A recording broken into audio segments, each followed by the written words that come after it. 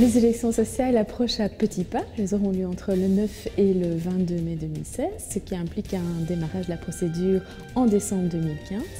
Et ces élections, elles vont permettre aux travailleurs d'élire leurs représentants au sein de deux organes de consultation de l'entreprise que sont le Comité pour la prévention et la protection au travail et le Conseil d'entreprise. Et les représentants des travailleurs seront informés et consultés des questions concernant le bien-être des travailleurs au sein du comité et des questions d'ordre économique et social de l'entreprise au sein du conseil d'entreprise.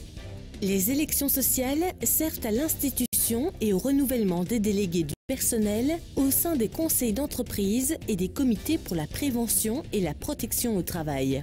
Florence Wéry de Groupe S nous explique les modalités à respecter pour les mettre en place. Quelles sont les entreprises qui doivent organiser des élections sociales? Ce sont les entreprises qui occupent en moyenne en 2015 au moins 50 travailleurs. Il faut organiser dans ce cas des élections sociales pour instituer un comité pour la prévention et la protection au travail. Et si l'entreprise occupe en 2015 au moins 100 travailleurs, elle doit organiser des élections sociales pour instituer un conseil d'entreprise. Comment faire ce comptage de cette moyenne de 50 ou 100 travailleurs? Eh bien, il faut prendre en considération les travailleurs permanents de l'entreprise et les travailleurs intérimaires utilisés par l'entreprise. Les travailleurs permanents, ce sont les travailleurs sous contrat de travail ou contrat d'apprentissage. Donc on vise tous les contrats au sens large, quelle que soit leur durée, les contrats à durée indéterminée, les contrats à durée déterminée, les contrats d'étudiants, les contrats de travail à domicile. Et on va même comptabiliser les travailleurs dont le contrat est suspendu, par exemple dans le cas d'une maladie de longue durée ou d'un créditant.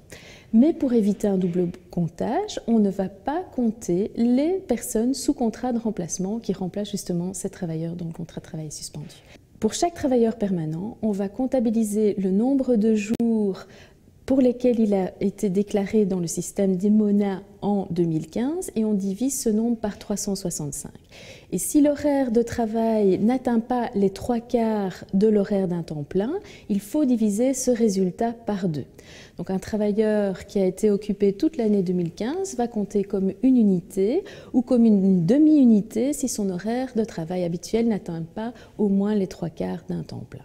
Les travailleurs intérimaires ne sont comptabilisés que s'ils sont utilisés dans la firme au 4e trimestre 2015. Alors pour eux, on va prendre le nombre de jours pour lequel ils ont fait l'objet d'une inscription dans l'annexe au registre du personnel pendant le 4e trimestre 2015 et on divise ce nombre de jours par 92 qui est le nombre de jours calendrier que comporte le 4e trimestre. Un travailleur intérimaire utilisé tout le 4e trimestre 2015 va donc compter comme une unité ou comme une demi-unité si son horaire de travail n'atteint pas les 3/4 d'un temps plein.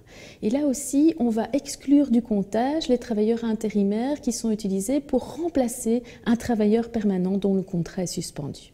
À quel niveau faut-il faire le comptage?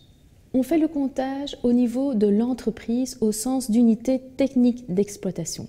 L'unité technique d'exploitation, c'est le siège d'exploitation qui est caractérisé par une autonomie sociale et économique par rapport aux autres sièges dont l'entreprise dispose éventuellement. Et cette notion d'unité technique d'exploitation ne correspond pas nécessairement à l'entité juridique, qui est la forme juridique de la société, une SA, une ASBL. Il se peut qu'une entité juridique soit composée de plusieurs unités techniques d'exploitation autonomes, eh bien le comptage va se faire au niveau de chaque unité technique d'exploitation. Mais si une unité technique d'exploitation n'atteint pas à elle seule le seuil des 50 et de 100, on va la rattacher à une autre unité technique d'exploitation pour qu'ensemble elles atteignent le seuil et qu'un conseil ou un comité puisse être institué. Si on a plusieurs entités juridiques qui forment ensemble une seule et même unité technique d'exploitation, parce qu'il y a une cohésion sociale et économique entre ces différentes entités juridiques, c'est au niveau global de l'unité technique d'exploitation, donc composée des différentes entités juridiques, qu'on va faire le comptage du seuil des 50 et 100 et instituer un comité ou un conseil si ces seuils sont atteints. Une fois qu'on sait qu'on doit organiser des élections sociales, il faut s'y préparer longtemps à l'avance parce que la procédure débute 150 jours avant le jour des élections qui aura lieu entre le 9 et le 22 mai 2016.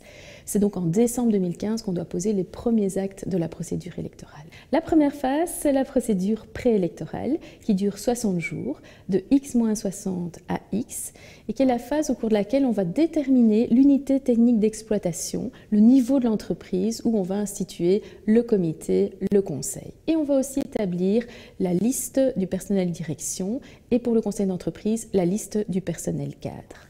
La deuxième phase, c'est la procédure électorale qui dure 90 jours entre X et Y. Et c'est une phase au cours de laquelle on va constituer les listes des électeurs, composer les bureaux de vote, recevoir les listes de candidats des organisations syndicales, convoquer les électeurs et confectionner les bulletins de vote. La troisième phase, c'est le jour Y, le jour du vote proprement dit, au cours duquel on va recueillir les votes des électeurs. Les bureaux de vote vont dépouiller le scrutin, proclamer les délégués effectifs, les délégués suppléants et les candidats non élus. Qui peut se porter candidat et qu'est-ce que ça implique comme protection? Ce sont les organisations syndicales qui vont déposer une liste de candidats qui sera composée des travailleurs de l'entreprise qui disposent d'une ancienneté d'au moins 6 mois au jour du vote ou éventuellement une ancienneté discontinue de 9 mois au cours de l'année 2015. Et le fait de se porter candidat provoque une protection contre le licenciement qui dure 4 ans pour les délégués effectifs suppléants et les candidats non élus et qui dure seulement 2 ans pour les candidats non élus pour la deuxième fois. Et cette période de protection, elle débute par une période de protection occulte qui commence en janvier 2016.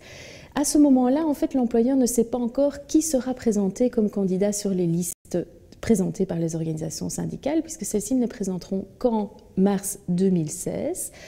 Et si l'employeur licencie un candidat aux élections dont il ignore la candidature pendant cette période, pendant le premier trimestre 2016, le candidat, une fois que la liste des candidats est présentée, peut réclamer sa réintégration dans l'entreprise.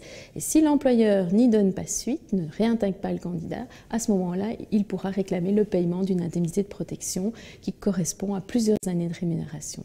Il vaut donc mieux éviter de licencier pendant cette période du premier trimestre 2016.